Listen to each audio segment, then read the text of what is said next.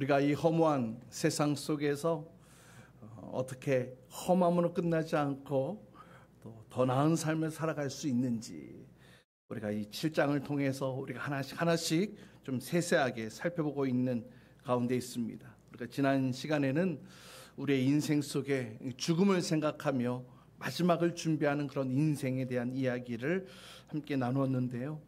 그래서 세상의 성공, 어떤 세상의 즐거움보다 이 앞으로 나에게 닥쳐올 그 마지막 나의 인생의 종말의 때를 준비하는 인생이 더 나은 인생이라고 말씀을 드렸습니다. 오늘 말씀에도 무엇이 무엇보다 더 낫다 이렇게 표현을 하고 있습니다.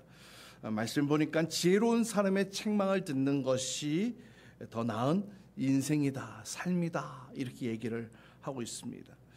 오늘 말씀을 통해 우리 인생이 험한 세상 속에서 허무함으로 끝나는 것이 아니라 하나님이 기뻐하시는 삶의 자리로 더욱더 나아가는 귀한 은혜 누릴 수 있기를 주님의 이름으로 축복합니다.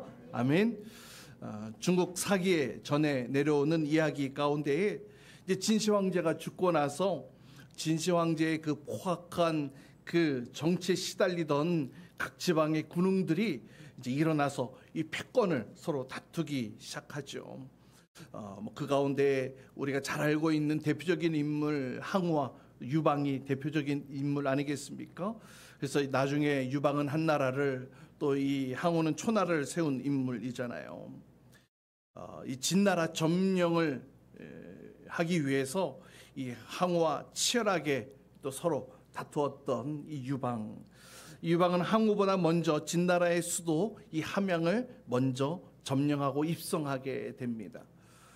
그래서 진나라의 황제의 이 항복을 받고 이제 궁궐 안으로 들어가 보니까 글쎄 이 궁궐이 너무나 화려하고 너무나 눈부실 정도로 호화스럽게 되어져 있던 거예요. 그동안 수년 동안 이 전쟁터에서 막사에서 운방에서 지내도 있었던 그로서는 너무나 이 화려한 그 모습 속에 반하게 되었습니다. 뿐만 아니라 그 궁궐 창고에 있던 수많은 금은보화들, 또 훌륭한 말들, 또 젊고 아름다운 이 궁녀들을 보게 되어지는데요. 순간 이 유방의 마음속에 그것이 마음에 확 들어오고 만 거예요.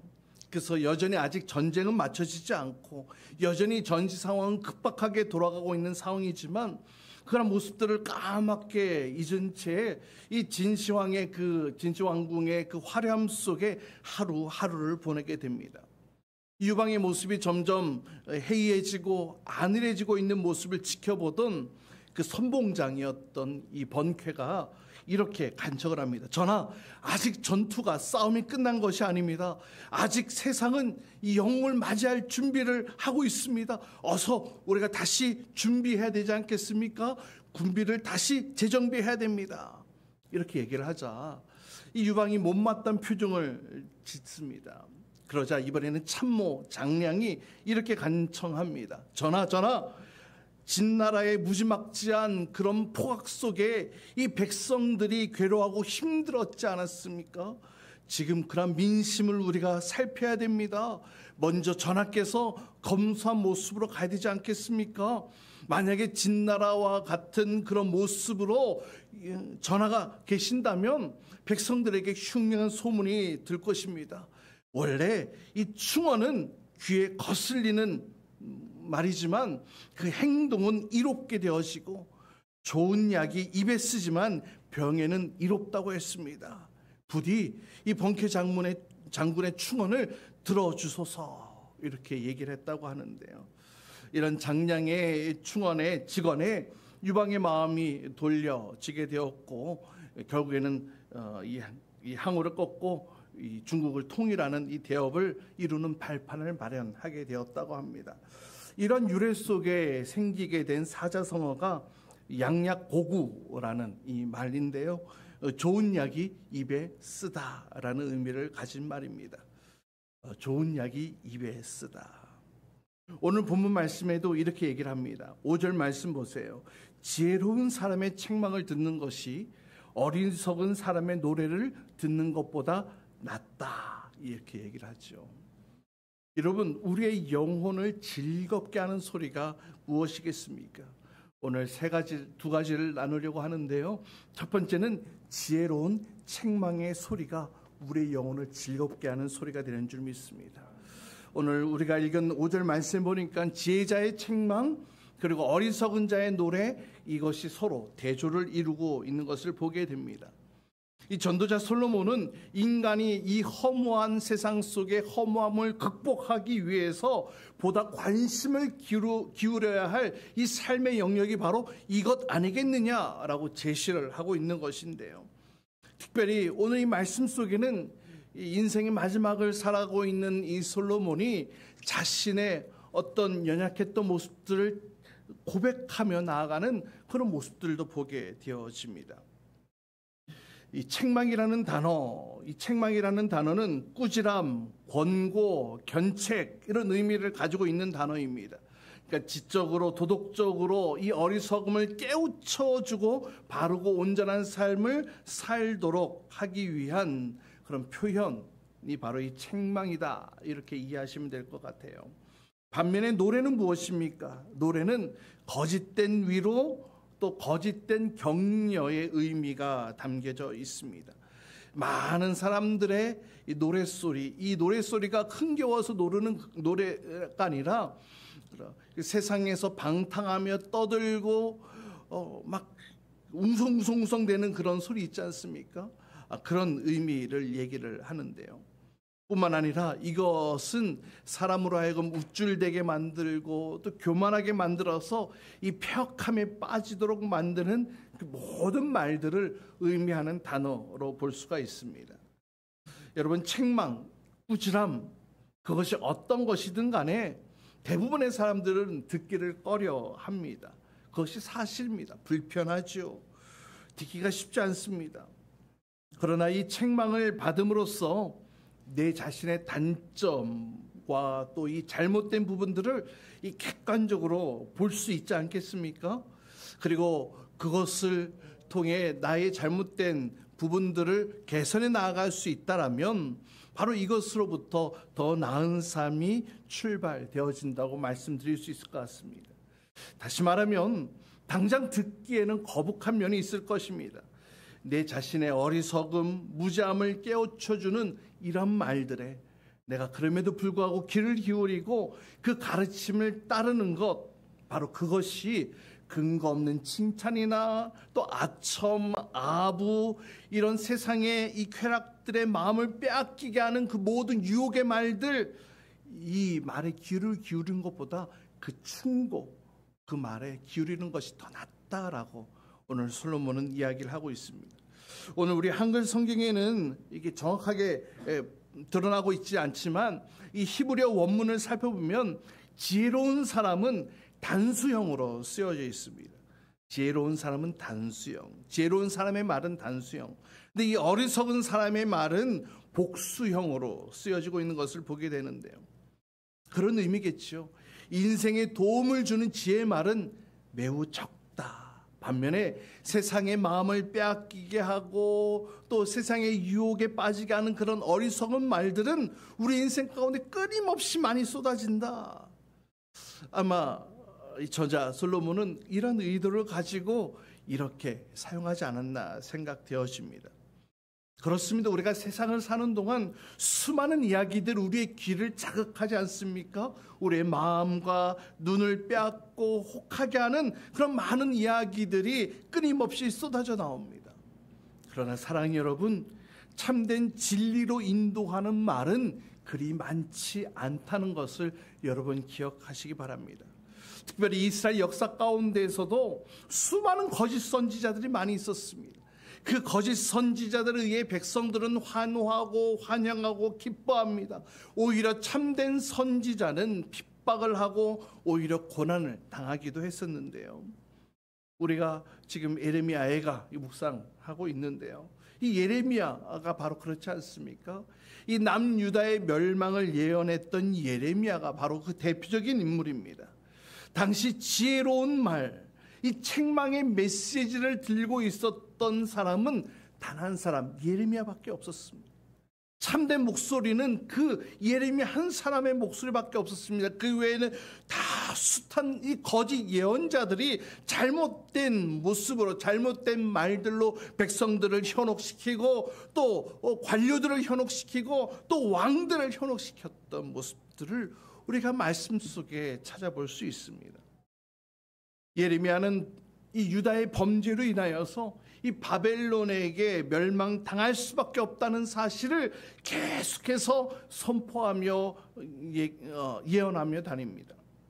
그러나 당시 이 유다의 이 권력층들은 그 소리가 귀에 좋게 들릴 리가 없었겠죠. 그러던 중 예레미야 27장에 보면 이 하나님의 명령을 따라 이 예언적 행동을 하게 되어지는데요. 실제로 자신의 목에 멍에를 메고 이제 이 모습과 같이 유다 왕과 백성들이 바벨론 왕을 섬기게 될 것이라고 그렇게 실제적인 거리에 스스로 멍에를 메고 거리를 돌아다니며 이 하나님의 심판을 예언했습니다. 그러나 이러한 모습을 보고 거짓 선지자 하나냐는 그 예레미야 목에 있는 그 멍에를 깨트려 버리고는 이처럼 하나님께서 이 백성들에게 자유를 줄 것입니다. 이 바벨론 왕들도 깨트릴 것입니다. 이렇게 거짓 예언을 하게 되어지는 것을 예레미야 28장에서 살펴볼 수 있게 됩니다. 예레미야 28장 10절 11절 말씀 우리 같이 함께 읽어봅니다. 함께 있습니다. 시작. 예언자 하나냐가 예언자 예레미야의 목에서 나무 멍에를 빼앗아 꺾어버렸다. 그리고 하나냐는 온 백성이 보는 앞에서 이렇게 말하였다. 나 주가 말한다. 내가 2년 안에 바빌로니아 왕 느부갓네살의 명예를 모든 민족의 목에서 벗겨서 이와 같이 꺾어버리겠다. 예언자 예레미야는 그 자리를 떠났다. 그렇죠. 지금 나라가 뭔가 위태위태하고 대외 정세가 뭔가 불안불안한데, 그런데 괜찮아. 이 나라는 괜찮아. 오히려 바벨론 왕이 무너지고 말 거야. 이렇게 얘기를 하니까 얼마나 힘도 되고 격려도 되고, 그렇지, 우리나라는 하나님이 통치하시는 나라지, 이런 안일감 속에 안정감을 누리는 말들 아니겠습니까? 그러나 이미 시계는, 하나님의 시계는 이제 이스라엘의 심판의 시기로 넘어가고 이미 넘어간 것을 보게 되어집니다. 모든 왕들과 백성들 듣기에 불쾌하고 거북했던 이 예레미야의 말을 이제 당신은 이 나라 백성도 아니야, 당신은 완전히 매국노야 라고 정죄하며 무시하고 심지어는 고난과 또 어려움을 주었죠.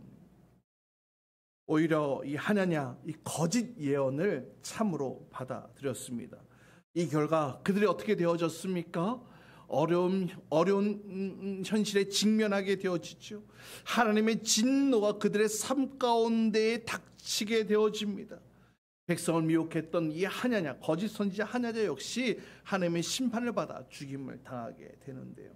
여러분, 그래요. 이 어리석은 노래들이 내 귀에 더 멋지게 들려지기 마련입니다. 나에게 아첨하고 아부하고 좋게만 얘기를 하니까 다 좋게 들리겠죠. 그러나 여러분 기억하십시오. 이처럼 내 귀에 즐겁게 하는 말만 즐겨 듣고 내 귀에 거슬리거나 그러나 유익이 되어지는 말을 내가 자꾸 뱉어내고 싫어하면 그것으로 인하여 내 스스로 끊임없이 이 파멸의 구렁텅이 속으로 스스로 찾아 들어가게 되어진다는 것, 여러분 기억하시기 바랍니다. 여러분, 우리의 삶이 참된 하나님께 주시는 더 나은 삶, 더 가치 있는 삶이 되어있기를 원하십니까? 그렇다면 상대의 말이 나의 귀를 즐겁게 하기보다는 그 말들이 내 영혼과 삶의 거룩함으로 즐겁게 하는 것인지를 우리가 관심 둘 수 있기를 주님의 이름으로 축복합니다. 아무리 듣기 좋은 말이라도 거짓으로 들려친 이 아첨과 또 이 죄악으로 이끄는 말이라면 우리의 마음이 요동해서는 안 될 줄 믿습니다. 여러분, 다윗이 그랬잖아요. 음행을 저지르고 그 음행을 감추기 위해 자신의 충신을 죽이는 이 살인을 저지른 다음 바로 하나님의 사람 선지자 나단이 그 앞에 찾아와 그 다윗의 죄악을 하나 낱낱이 고하게 됩니다. 사실 이 나라의 최고의 권력자는 다윗 왕이었습니다. 어느 누구도 다윗 왕보다 높은 이가 없었고 다윗에게 그렇게 싫은 소리 할 만한 사람이 없었습니다. 그런 가운데 나단 선지자가 다윗의 잘못을 꼬치꼬치 고하니 어쩌면 그 소리가 기분 나쁘게 들렸을 수도 있을 겁니다. 싫게 들렸을 거예요. 그럼에도 불구하고 다윗이 위대한 이유가 무엇입니까? 이런 이야기를 들었을 때에 나보다 내 위에 계신 하나님을 나의 왕으로 생각하고 이 나단 선지자의 이 목소리를 바로 하나님의 목소리로 들었다는 것입니다. 그래서 그 자리에 자복하고 회개하였기에 물론 그의 인생 가운데 심각한 오점을 남기기는 했으나 그의 인생 전체로 보았을 때는 하나님이 인정하시는 복된 삶이 되어졌다는 것입니다. 사무엘하 12장 13절 보세요. 그때에 다윗이 나단에게 자백하였다. 그때에, 이 그때가 언제인지 아세요? 나단이 다윗에게 당신의 잘못은 이겁니다 라고 했을 때, 그때에 그거에 대해서 변명을 하거나 어떻게 나에게 그런 함부로 그런 말을 하느냐 이렇게 한 것이 아니라 그 말씀이 하나님의 음성으로 들려졌을 때에, 그때에 나단에게 자백합니다. 나단을 통해 주시는 그 하나님의 음성으로 받아들였다는 것이죠. 주님, 내가 주님께 죄를 저질렀습니다 라고 말이죠. 마찬가지입니다. 우리가 이 험한 세상 속에 살아가는 동안 우리에게 때로는 듣기 싫은 말들이, 심지어는 내 치부가 드러나는 그런 말들이 나에게 온다 할지라도 그것이 이 죄로부터 또 악한 습관으로부터 나를 이끌어내고 건져내는 말이라면 그 말은 곧 하나님의 음성으로 듣고 또 내 영혼을 즐겁게 하는 소리임을 기억하시고 그 음성을 받아들일 수 있기를 주님의 이름으로 축복합니다. 우리가 귀를 기울여야 할 소리는 내 귀를 즐겁게 하는 소리가 아니라 뭐라고요? 내 영혼을 즐겁게 하는 소리. 할렐루야. 지혜로운 책망을 잘 듣는 사람이 되시기를 축복합니다. 그것으로 하여금 우리 인생은 더 바른 길, 더 나은 인생으로 인도되어질 것입니다. 자, 6절입니다. 6절 말씀 함께 읽습니다. 시작. 어리석은 사람의 웃음소리는 가마솥 밑에서 가시나무 타는 소리와 같다. 이 두 또한 헛되다. 두 번째는 영적인 웃음소리, 바로 이것이 우리의 영혼을 즐겁게 하는 소리다라는 겁니다. 전도자 솔로몬은 이 어리석은 사람의 이 웃음소리를 무엇으로 비유합니까? 가마솥 밑에서 타는 가시나무 소리와 같다, 이렇게 비유를 하고 있습니다. 이 원문을 살펴보면은 참 재미있게 이 언어적 유희를 잘 사용함으로써 듣는 이들로 하여금 아주 집중하게 하는 그런 것을 볼 수가 있는데요. 지금 우리의 성경은 번역되어진 것이라서 그 느낌을 제대로 살릴 수는 없겠지만 이 원문을 살펴보면 이 가마솥의 이 솥에 해당하는 단어는 하시르라고 이런 단어를 쓰고 있고요.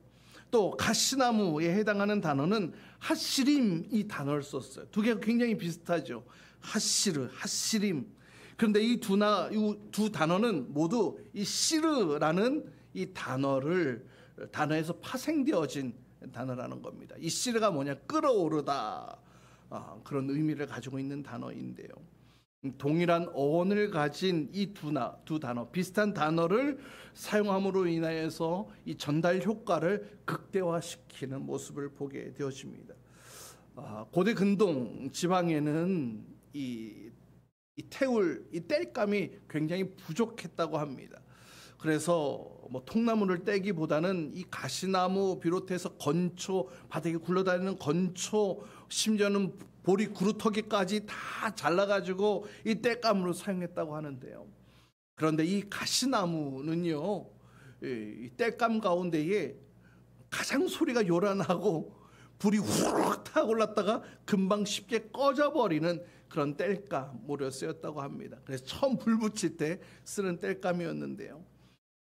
이 나무가 탈 때 따닥따닥 하면서 순간 소리도 요란하고 급하게 확 붙었다가 급하게 꺼지는 이러한 모습들. 아마 이 말씀을 전해 듣는 모든 이스라엘 백성들은 아마 이 사실을 다 알고 있었을 거예요. 전도자는 이렇게 언어의 유희를 통해서 또 이 말씀을 시각화해서 표현하고 있는데요. 이 어리석은 사람의 웃음소리가 그러니까 겉으로는 막 요란하고 막 화려하지만 실속은 없다는 거예요. 또 오래 지속되지도 못한다는 것을 이 말씀을 통해 표현하고 있는 것입니다. 따라서 이 어리석은 자의 웃음소리는 금방 꺼져버릴 것이기에 더 큰 공허함을 가져다 줄 뿐이고 인생의 참된 의미, 진정한 삶의 만족과는 거리가 먼 것이다, 이렇게 얘기를 하고 있는 것이죠. 그래서 전도자는 이것 역시 헛되다 이렇게 점을 찍고 있습니다. 잠시 있다가 사라질 뿐이라는 거예요. 더 큰 허무만 가져다주는 이 어리석은 자들의 웃음소리. 그렇다면 사랑하는 여러분, 우리 인생 가운데에 우리를 유혹하게 하고 우리를 죄악 가운데 빠지게 하는 이 어리석은 웃음소리, 우리의 인생이 이 어리석은 웃음소리로 가득한 인생을 살아야 되겠습니까? 아니요.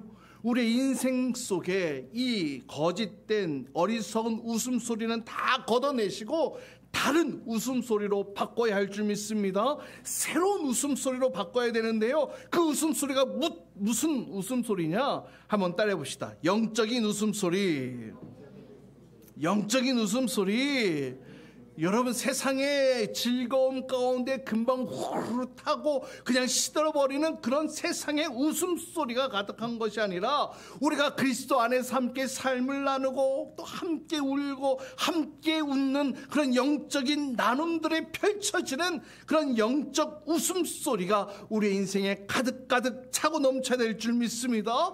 이런 웃음소리가 우리에게 유익한 것입니다. 우리 인생에 이 어리석은 웃음소리로만 가득한 인생이 아니라 이렇게 영적인 웃음소리로 가득 넘치는 그런 우리의 삶의 모습들 되기를 소망합니다. 또 우리의 목장들이, 또 우리의 교회가 그렇게 아름답게 삶의 열매를 맺어가는 귀한 저와 여러분 될 수 있기를 주님의 이름으로 축복합니다. 마지막 7절 함께 읽습니다. 시작. 탐욕은 지혜로운 사람을 어지럽게 만들고 뇌물은 지혜로운 사람의 마음을 병들게 한다.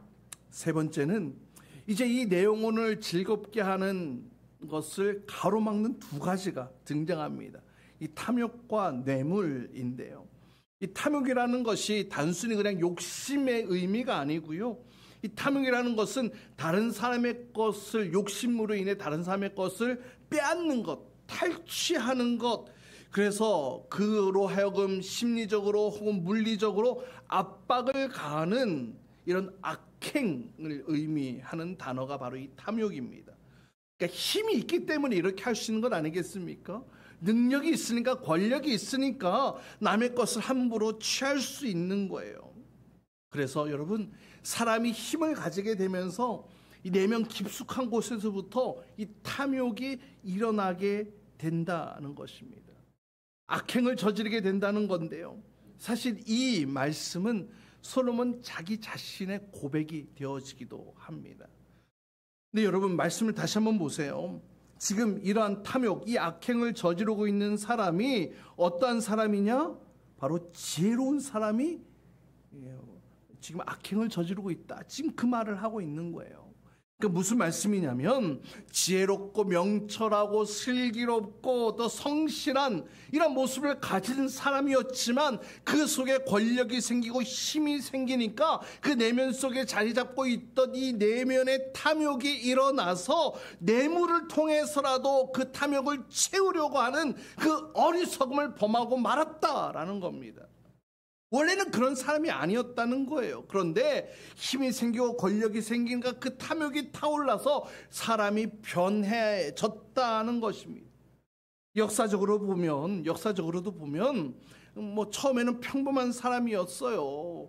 그 정의를 지키는 그런 삶이었습니다. 그런데 이 힘과 권력이 생기게 되어지면서 사람이 한순간에 휙 바뀌어지게 되는 그런 모습들 우리가 또 보게 되지 않습니까?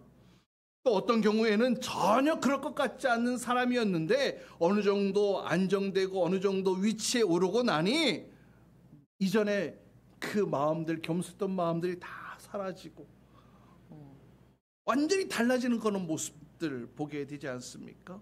그런데 이러한 모습들이 원래부터 그 사람이 그러한 자질을 가지고 있었거나 혹은 어떤 겸손의 자질이 부족해서 어리석었기 때문이 아니라는 거예요. 그것은 그 안에, 이 사람 안에 있는 이 죄악된 욕구들이 올라와서 그렇다는 겁니다. 그런데 사실은 이 죄악된 욕구가 솔로몬에게만 있었느냐? 아니다. 모든 사람에게 이 욕구가 있다는 것입니다. 그래서 중요한 것은 무엇이냐 하면 이것을 제어할 수 있느냐 없느냐가 중요한 겁니다. 처음에는 안 그랬더라도 이 욕구를 제어하지 못하는 순간, 절제하지 못해서 그냥 나락으로 빠질 수밖에 없는 그런 처참한 현실을 맞이할 수도 있다는 겁니다. 오늘 바로 그 예가 전도자 솔로몬, 오늘 이 저자 솔로몬을 통해 그 교훈을 얻을 수가 있는데요. 솔로몬이 어땠습니까? 그 출발은 너무나 멋지고 아름답지 않았습니까? 이 다윗, 경건한 아버지 다윗으로부터 재산도 권력도 신앙도 지혜도 물려받았습니다. 처음 그가 왕이 올랐을 때에 하늘님 앞에 1000번제를 드리면서 그의 겸손의 신앙을 보였죠. 또 하나님이 백성을 다스림에 있어서 힘과 능력, 권력 아니요, 하나님의 지혜가 필요합니다. 겸손하게 하나님의 주권을 인정했던 솔로몬이었습니다. 뿐만 아니라 그 아버지 다윗 때부터 끊임없이 유언하고 또 아버지께 다 준비해 놓았던 이 성전을 완공하기도 했고요. 또 이 솔로몬 시대의 성전의 제사, 어떤 제도, 이런 형식들이 다 정착되어지는 놀라운 위협들을 달성하기도 했습니다. 뿐만 아니라 이 성전 문학 작품들이 또 성전 문화로 자리 잡게 되어지는 그런 너무나 엄청난 위협들을 이룬 왕이 솔로몬이었어요. 그런데요, 그의 위치가 안정되어지고 나라가 안정되어지고 그러니 점점 그의 삶 속에 내딛지 말아야 할 영역으로 한 걸음씩 그의 발걸음이 움직여지기 시작합니다. 자신의 명성이 올라가고 수많은 주변 나라들이 자신 앞에 찾아와서 당신의 지혜를 구합니다. 이렇게 얘기를 하면서 점점 솔로몬은 타락하게 되어집니다. 육체적인 타락을 하며 방탕의 길로 접어들고 심지어는 영적인 죄악까지도 저지르게 됩니다.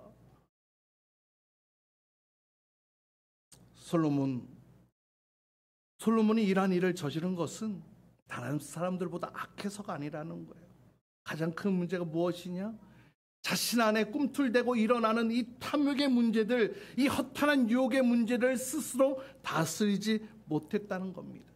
솔로몬에게 지혜가 없었습니까? 능력이 없었습니까? 아니요. 이것을 다스리지 못했기 때문에 맞이한 결과라는 겁니다. 결국 그런 모습 속에 어리석은 자가 되어졌다는 것이죠. 사랑하는 여러분, 이 솔로몬 집권 초기에 이렇게 경건했던 솔로몬이 그의 말년에는 심각하게 타락하고 또 어리석은 자가 되어졌다는 것은요, 우리가 쉽게 바라볼 문제가 아니라는 겁니다. 그만큼 이 죄의 유혹이 얼마나 강력한지를 보여주고 있는 거예요. 얼마나 이 죄의 유혹이 또 내 속에서 일어나는 이 죄악의 근성들이 얼마나 우리의 삶 속에 강력하게 영향을 미치는지를 보여주는 것입니다. 그래서 골로새서 3장 5절에 이렇게 말씀하고 있어요. 우리 골로새 3장 5절 말씀 함께 읽습니다. 시작. 그러므로 땅에 속한 지체의 일들 곧 음행과 더러움과 정욕과 악한 욕망과 탐욕을 죽이십시오. 탐욕은 우상 숭배입니다. 없애라, 지워라, 아니요, 죽이라고 얘기를 합니다. 내 속에서 일어나는 이 탐욕의 문제, 이 욕망의 문제를 죽이라는 겁니다. 이것은 우상 숭배이기 때문에 하나님보다 더 사랑하는 것, 하나님보다 더 중요하게 여기는 우상 숭배이기 때문에 죽이라는 것입니다. 이러한 일 솔로몬에게만 있었던 것 아니죠. 아까도 말씀드렸듯이 이 다윗도 순간 내면에 치솟는 그 정욕을 제어하지 못해서 순간 간음을 저지르고 살인을 저질렀다고 말씀드렸어요. 따라서 내 영혼을 즐겁게 하는 것을 가로막는 이 죄의 유혹들로부터 우리가 당당하게 맞서 싸워 나가야 할 줄 믿습니다. 그런데 어떻게 이것을 맞서 싸울 수가 있을까요? 우리가 아까 다윗이 그 죄악 가운데 빠졌을 때에 나단 선지자의 말씀을 통하여 이 다윗이 정신을 차리고 제자리로 돌아왔다고 말씀을 드렸어요. 다시 말하면 어떻게 정신을 차릴 수 있느냐, 어떻게 이걸 넘어설 수 있느냐, 이 지혜로운 책망을 우리가 들을 수 있어야 한다는 것입니다. 할렐루야. 따라서 우리의 인생이 즐거움으로 가득 찬 인생이 되어지길 원한다면 지혜자의 지혜로운 책망을 들어야 할 줄 믿습니다. 가장 먼저 지혜의 말씀을 들어야 합니다. 근데 여러분, 가장 지혜의 말씀 무엇입니까? 가장 지혜로운 말씀 무엇입니까? 바로 이 성경 말씀, 우리에게 주신 하나님의 말씀인 줄 믿으시길 바랍니다. 나는 괜찮아, 나는 그렇지 않아, 나는 넘어지지 않아, 이렇게 생각하지 마십시오.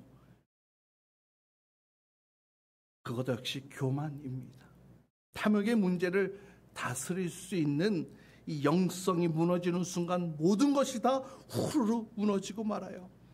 여러분, 훌륭한 정치인, 인기 있는 정치인들이 한순간에 미끄러지고 또 존경받는 목회자도 한순간에 넘어질 수 있다는 사실은요, 이제는 숨길 수 없는 공공연한 사실이 되어버린 것 아니겠습니까? 그만큼 이 탐욕이라는 죄가 무서운 거예요. 어리석게 만드는 거예요. 따라서 나를 죄악의 자리로 이끄는 이 탐욕의 문제로부터 우리가 맞서 싸워야 할 줄 믿습니다. 주의 말씀을 들고 주의 음성을 사모함으로 나아갈 수 있기를 간절히 소망합니다. 그 탐욕의 자리를 벗어나서 하나님 앞에 하나님의 음성에 귀를 기울이는 자가 될 수 있기를 주님의 이름으로 축복합니다. 이것 없이는 우리가 우리의 인생이 더 나은 인생 나아갈 수가 없어요. 세상의 숱한 이야기들, 우리를 유혹하고 우리를 혹하게 하는 그 음성에 귀를 기울이지 마십시오. 하나님께서 우리에게 주시는 말씀, 그 지혜의 말씀, 그 능력의 말씀을 따르시기를 주님의 이름으로 축복합니다. 그러할 때에 우리는 시편의 기자 고백, 시편 기자 고백과 같이 이렇게 살 수 있는 거예요. 우리 시편 1편 1절 2절 말씀 함께 읽습니다. 시작. 복 있는 사람은 악인의 꾀를 따르지 아니하며 죄인의 길에 서지 아니하며 오만한 자의 자리에 앉지 아니하며 오로지 주님의 율법을 즐거워하며 밤낮으로 율법을 묵상하는 사람이다. 한 번 더 읽어볼까요? 시작. 복 있는 사람은 악인의 꾀를 따르지 아니하며 죄인의 길에 서지 아니하며 오만한 자리에 앉지 아니하며 오로지 주님의 율법을 즐거워하며 밤낮으로 율법을 묵상하는 사람이다. 아멘, 아멘, 아멘, 아멘, 아멘. 우리가 세상에 귀를 기울이며 살아갈 때에 악인의 꾀를 더 바라고 사모하는 인생으로 살아갈 수 있다는 겁니다. 죄인의 길에 나도 모르게 서 있게 되어질 수 있다는 겁니다. 오만한 자리, 교만한 자리에 나도 모르게 앉아 있을 수 있게 된다는 겁니다. 그러나 여러분, 우리가 이것을 오로지 극복할 수 있는 방법은 뭐랍니까? 2절에 오직 방법이 이거밖에 없다는 거예요. 주님의 율법을, 주님의 말씀을 즐거워하며 즐거이 들으며. 할렐루야. 주의 말씀을 내 마음밭에 심겨 놓으라는 겁니다. 그것이 때로는 나의 귀를 거슬리게 하는 말씀이라 할지라도 말이죠. 그리고 또 그 율법을 밤낮으로 묵상하는 사람. 이 묵상이 뭐예요? 원어적 의미로는 읊조리다, 이런 의미를 가지고 있잖아요. 계속 중얼중얼거리면서 그 말씀이 나의 입술 가운데 떠나지 않게 하는 것. 극복할 수 있는 방법은 오로지 이 방법, 주의 말씀을 즐거워하고 그 말씀을 밤낮으로 묵상하는 것. 여러분, 격언 가운데에 남이 내 잘못을 지적해주면 기뻐할 것 3가지가 있다고 합니다. 첫 번째는 내 자신의 잘못을 알게 돼서 고칠 수 있게 된 것이 첫 번째 기쁨이고요. 두 번째는 그 사람이 나의 잘못을 알고서도 물들지 않고 나에게 지적을 해준 것이 두 번째 기쁨이고, 마지막 세 번째는 내가 그 충고를 받아들일 줄 아는 사람이 되어진 것이 기쁨이다. 이런 격언이 있습니다. 오늘 말씀과 같이 더 나은 인생, 더 나은 삶을 살기 위해 내 영혼을 즐겁게 하는 소리에 귀를 기울일 수 있기를 축복합니다. 지혜로운 책망에 귀를 기울일 수 있기를 바랍니다. 또 영적인 웃음소리로 가득 채울 수 있기를 축복합니다. 탐욕과 뇌물, 이 유혹 속에서도 날마다 그 하나님의 말씀을 날마다 내 입술에 읊조리며 그 살아있는 영성으로 살아갈 때에 이 세상 험한 세상이라고 얘기를 하지만 이 험한 세상 속에 우리가 살아가는 동안 그럼에도 불구하고 더 나은 인생, 하나님이 기뻐하신 인생 살아갈 수 있게 되는 줄 믿으시길 바랍니다. 이 사실을 기억함으로 우리의 인생이 더욱더 주님을 영화롭게 하는 아름다운 인생 살아갈 수 있기를 주님의 이름으로 축복합니다. 우리 같이 함께 오늘 주신 말씀 붙이시며 함께 기도합시다.